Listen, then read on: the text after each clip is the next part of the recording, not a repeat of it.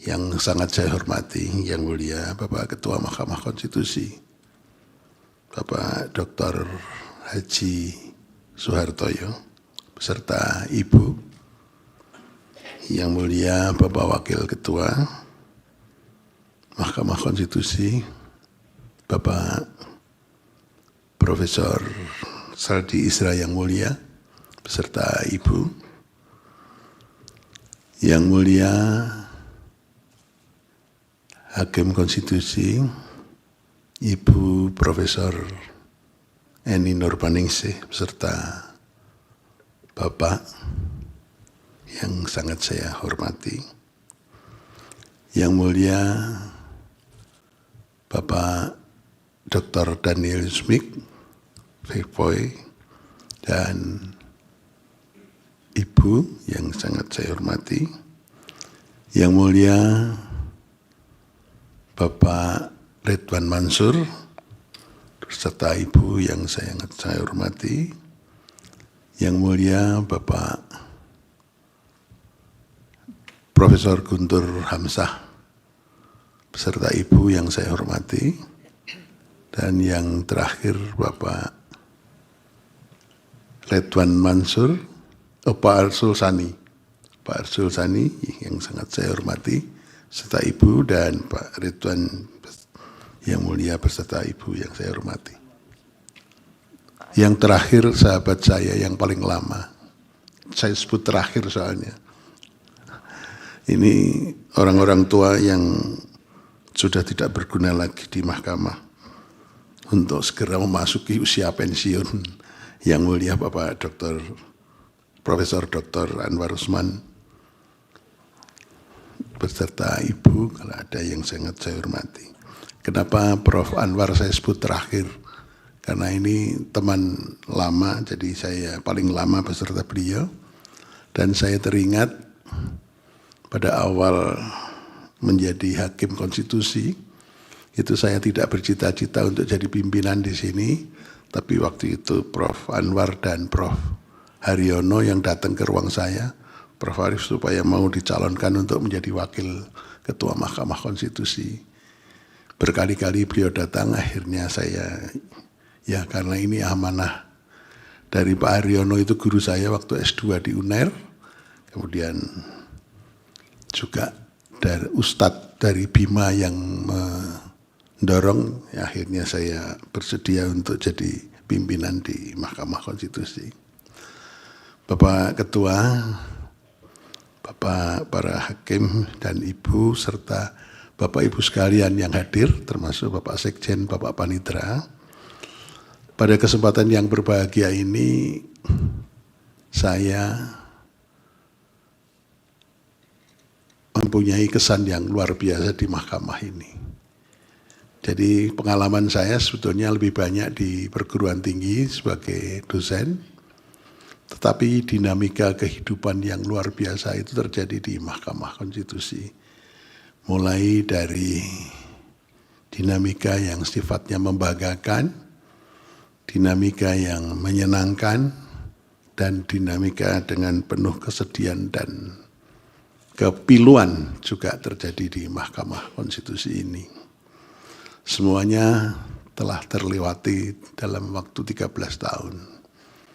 Saya merasakan begini, ternyata manusia itu ada batasnya. Batas hidup, batas jabatan, batas karier, dan batas apapun juga. Manusia selalu ada batasnya. Oleh karena itu, saya sebagai orang yang paling tua di ruangan ini, kalau tidak salah sekarang ini, saya berpesan pada adik-adik bahwa manusia itu ada batasnya. Kita harus menyadari bahwa semuanya ada batasnya. Baik batas-batas usia maupun batas-batas jabatan, karier, dan batas mempunyai apapun itu ada batasnya. Oleh karena itu kita harus ikhlas, legowo, bisa menerima batas-batas itu. Saya tidak merasa bahwa saya akan berpisah dengan Bapak Ibu sekalian, para yang mulia, karena keberadaan kita selalu harus diingat dengan baik.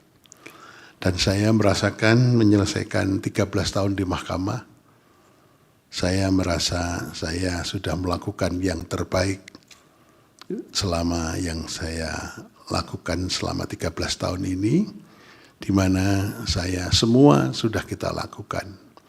Saya pernah menjadi anggota, kemudian menjadi wakil, menjadi ketua terpilih secara aklamasi 2 kali, dan kemudian menjadi anggota kembali. Itu bagi saya tidak ada bedanya, karena kita masih tetap bisa melakukan pengabdian sebaik-baiknya kepada mahkamah, kepada lembaga ini, kepada negara dan bangsa.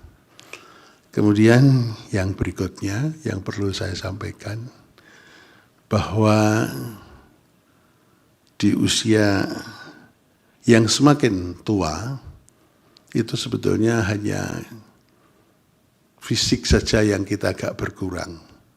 Itu saya tunjukkan pada waktu saya awal masuk di Mahkamah Konstitusi, keluar masuk ruang sidang dengan naik tangga itu enggak goyah. Kalau sekarang sudah mulai goyah.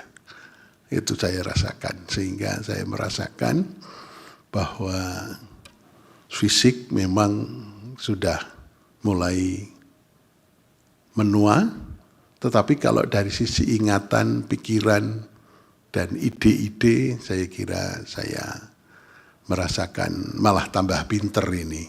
Saya selama 13 tahun di Mahkamah Konstitusi merasa tambah pintar karena saya bergaul dengan para yang mulia, bergaul pada staf ahli atau staf di Mahkamah Konstitusi yang sumber dayanya luar biasa, yang mampu membantu kita dengan sebaik-baiknya. Dan kemudian saya juga merasa bergaul banyak dengan para ahli yang meliputi berbagai bidang dalam keseharian sidang-sidang. Oleh karena itu terjadi selama 13 tahun lonjakan ilmu pengetahuan, lonjakan kebijakan, lonjakan hal-hal yang menuju ke arah kebaikan. Banyak contoh-contoh yang saya mendapatkan dari berbagai sumber yang saya peroleh selama 13 tahun ini. Dan saya sekali lagi, karena saya sudah merasakan bahwa hidup ada batasnya. Saya tidak merasa sedih meninggalkan mahkamah, tapi saya akan merasa sedih kalau mahkamah ini kemudian teraniaya dan mahkamah ini tidak bisa berdiri tegak menegakkan hukum, konstitusi, dan ideologi bangsa. Sekali lagi saya pada kesempatan yang berbahagia ini mohon maaf pada para yang mulia, para ibu, bapak yang mendampingi yang mulia, atau kepada seluruh staf yang ada di mahkamah ini, apabila selama 13 tahun ada hal-hal yang tidak berkenan, karena saya orangnya memang sejak dulu, kalau lihat foto-foto tadi, waktu zaman saya SMA itu preman kampus, itu makanya saya enggak ngomong juga seenaknya sendiri. Dan yang terakhir itu saya juga harus mohon maaf pada yang mulia Pak Daniel, karena Ibu Daniel saya mohon maaf, karena kalau RPH saya sering berguru secara kelewat dengan Pak Daniel. Kali saya waktu itu saya juga sampai mengatakan begini. Yang terakhir saya sangat ini Pak Ibu Daniel marah enggak ya? Saya pikir-pikir sampai 2 hari enggak bisa tidur. Karena saya mengatakan waktu Pak Daniel usianya 60, ya Pak Daniel ulang tahun 60 kemarin ya. Saya bilang sama Bu Daniel, Pak Daniel itu harus diawasi, karena nakalnya laki-laki itu setelah usia 60 itu. Nah ini saya merasa, waduh ini nanti kalau menjadi pikirannya Bu Daniel. Padahal Pak Daniel selama ini baik seperti pendeta, setelah usia 60 nanti nggak tahu kayak apa itu.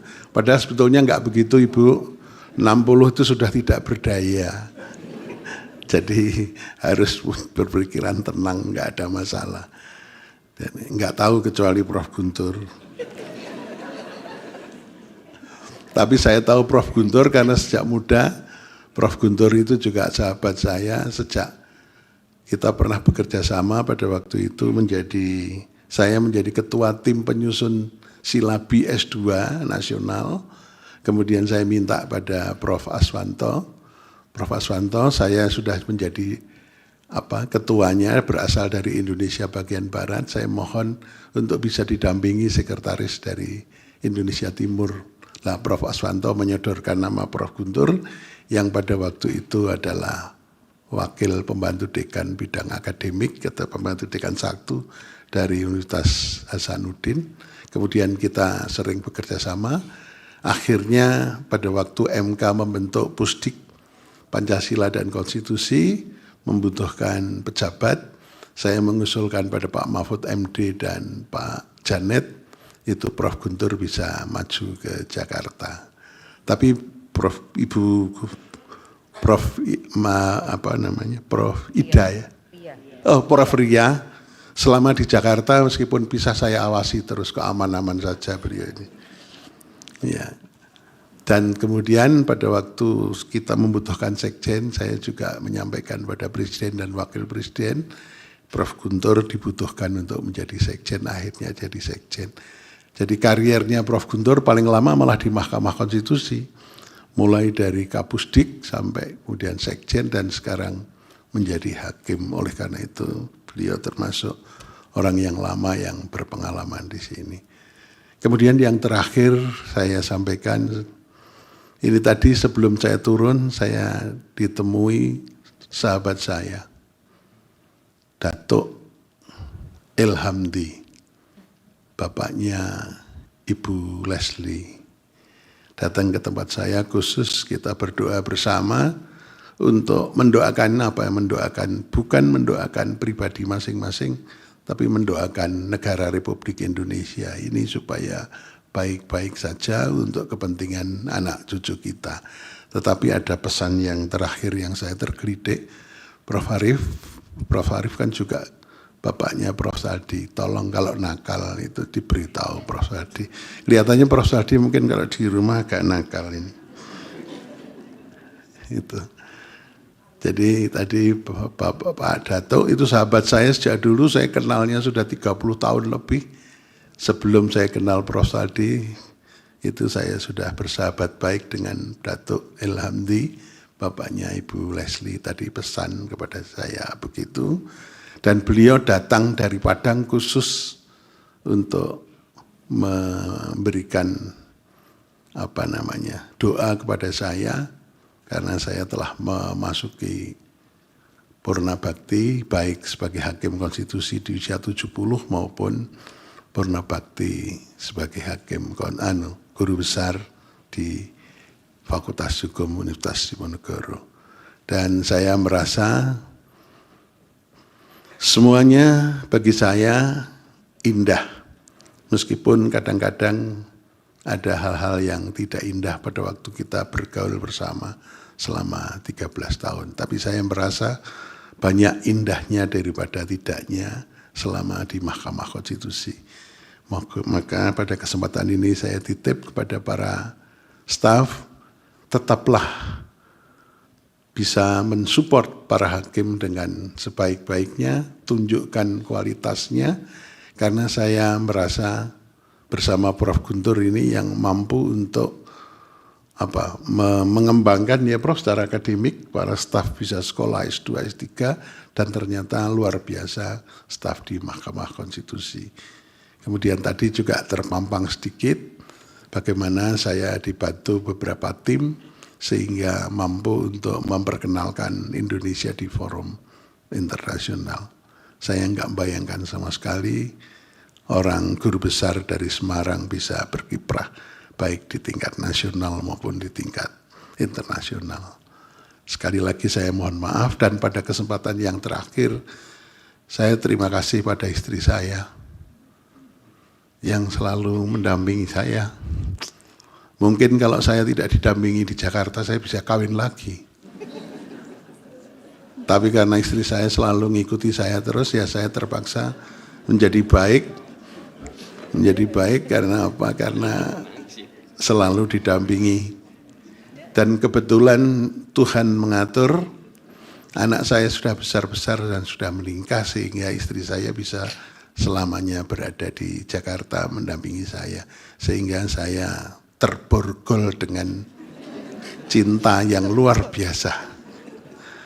Begitu juga saya terima kasih pada anak-anak saya yang telah mendukung karier bapaknya, tidak merepotkan, tidak pernah aneh-aneh, tidak minta ini, minta itu, tapi anak-anak memilih berkarier sebagai dosen, yang sekarang yang sulung di Undip dan yang bungsu di UNS, dan dua-duanya cuman pengen jadi dosen. Tapi saya sebetulnya pengen anak saya bisa jadi wakil presiden atau